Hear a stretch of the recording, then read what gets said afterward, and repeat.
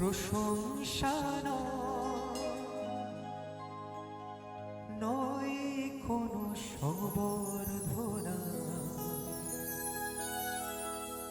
মানুষের ভালোবাসা পেতে চাই আমি, চাই শুধু শুভকামনা।